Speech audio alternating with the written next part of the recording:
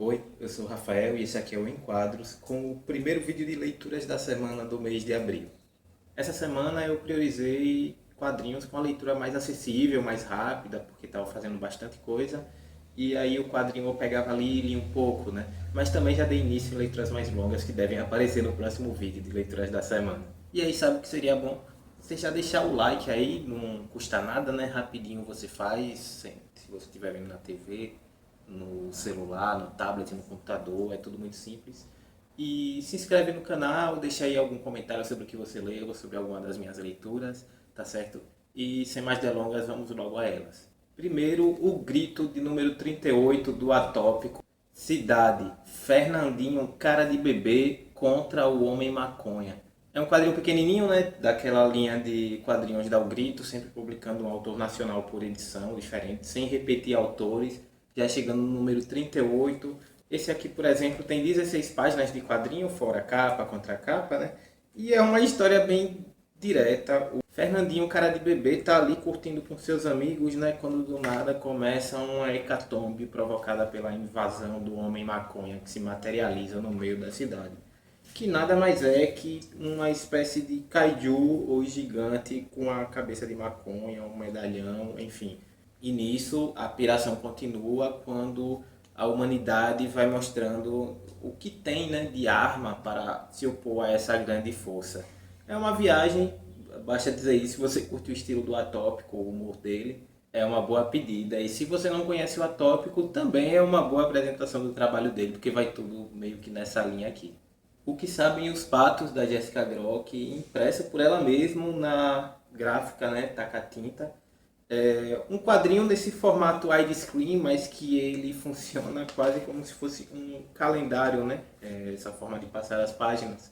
Ele abre com essa frase aqui do Manuel de Barros, que está no livro Sobre Nada. Os patos prolongam o meu olhar, quando passam levando a tarde, para longe eu acompanho. E daí, enfim, passamos para a história onde vemos esses dois amigos ali curtindo uma tarde sentados numa gradezinha de uma ponte sobre um lago, né? Estão ali conversando, meio que desiludidos com a vida, sem muitos caminhos, quando um deles cai no lago porque a pontezinha quebra. A partir daí, esse cara vai se recusar a sair do lago, sem dar explicações por quê, e meio que se torna uma curiosidade da região, uma excentricidade dessa cidade, passa a aparecer na TV, multidões de pessoas passam a ir para esse parque vê-lo no lago, outras pessoas começam a tomar atitudes parecidas e decisões que claramente fazem alusão à decisão dele. Como sempre, os patos seguindo sua vida, né? Tem alguns quadros aqui desses patos nadando pelo lago como se nada os abalasse. E aí você me pergunta, Rafael, mas sim, aí qual é a mensagem da história? Rapaz, não sei. Talvez os patos saibam de alguma coisa, né? E aí temos dois quadrinhos agora que são do mesmo autor, né? E foram praticamente lançados juntos, que é o Micro-ônibus de Paul Kirchner, que é um brinde, mais ou menos, do ônibus volume 2 também do Paul Kirchner, né? A Risco já havia publicado o volume 1, né, o volume original, que assim foi uma das melhores coisas que eu li no ano que saiu, muito divertido, muito diferente. Tipo de quadrinho que eu me interesso cada vez mais e mais. E talvez isso tenha norteado um pouco as leituras que eu iniciei esse mês. São leituras rápidas, dinâmicas, ali fáceis de ler até, que se preocupam mais ou menos ali com a estrutura dos quadrinhos, né? Em Micro-ônibus temos uma ou quatro histórias ali ocorrendo concomitantemente, uma página após a outra, o que é diferente do ônibus normal, das histórias de ônibus normal, porque em ônibus normal a história em si ela é completa em uma página, né? Independente do número de quadros ali, normalmente segue a mesma estrutura de quadros, mas se resolve sempre em uma página. Aqui meio que se resolve depois de você ler todo o volume, mas também depois que você lê todo o volume, você vê que nada está resolvido, né? As coisas vão se repetir, novas coisas vão acontecer, fica tudo em aberto. Mas é só um pequeno aperitivo, porque o filé mesmo está aqui em Ônibus 2. E eu fico muito feliz que ainda tem outra obra do Paul Kirchner para ler aqui na estante, que foi o outro volume lá que eles lançaram, sem relação com o ônibus, né? Mas enfim, se você não leu o Ônibus 1 ou ainda não faz ideia do que sobre se trata o quadrinho ônibus, é meio óbvio que se trata sobre ônibus, Mas os ônibus são uma desculpa para o Paul Kirchner viajar na linguagem dos quadrinhos, na linguagem visual, do desenho no papel, de como se dispõe as informações numa página e como essa informação pode ser distorcida, torcida e manipulada por um artista talentoso, né? Aqui o Paul Kirchner mostra que ele está pirando muito e ele é muito talentoso, mas está pirando muito em brincar com as formas e elementos dos quadrinhos.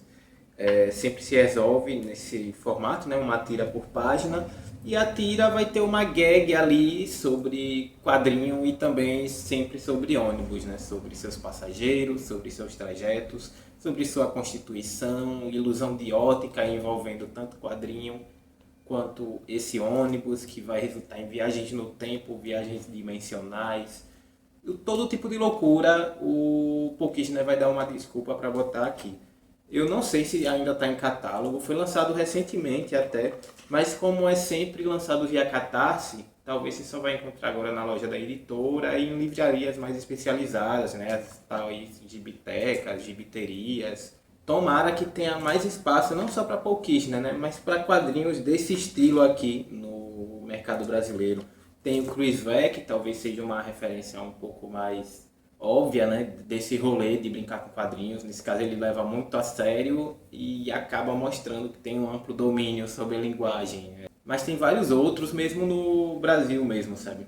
E para terminar, falando em caras que brincam com a linguagem do quadrinho, temos Julius Correntin Equifax, Prisioneiro dos Sonhos, o título seria Aki, publicado pela Comic Zone, já tem 1 ou 2 anos, não lembro. Meio que eu li os 2 primeiros na ordem dessa série aqui e depois eu fui lendo conforme fui pegando, então não sei mesmo se esse foi o último lançado. O Marc-Antoine Mathieu, mesmo quando um volume ou outro não me agrada tanto quanto foram os primeiros, é um cara que eu vou seguir acompanhando. Já sei que tem um lançamento novo dele aí, que também não faz parte dessa série, mas faz parte dessa pira dele de brincar com a linguagem de quadrinhos e misturá-la com outras linguagens também, né? Ou pelo menos pegar referências visuais de outras linguagens. Aqui, como sempre, são quadrinhos belíssimamente ilustrados, parece que tudo é calculado aos milímetros, assim, a posição de cada coisa, e cada elemento realmente é pensado porque vai fazer uma diferença na virada da trama ou na explicação da trama. Tipo, o tempo todo a gente se pergunta qual a mas também qual a resposta para essa ou seria não sei dizer. E quando a resposta vem, eu não vou dar spoilers, né? É uma parada assim, você olha e fica filho da puta, sabe? Que maluco bom, sabe? Muito revigorante ler esse quadrinho aqui, foi um dos que eu mais gostei da série. E é isso, galera. Essas foram minhas leituras da semana, pelo menos as concluídas, mas vocês vão ver no próximo Leituras da Semana que vem, que eu li algumas coisas mais volumosas, que demandaram mais tempo e que eu creio que vocês vão gostar, que vai aparecer por aqui, tá certo? Por hoje é só. Não se esquece de deixar o like, e se não for inscrito, se inscrever, e até a próxima. Valeu!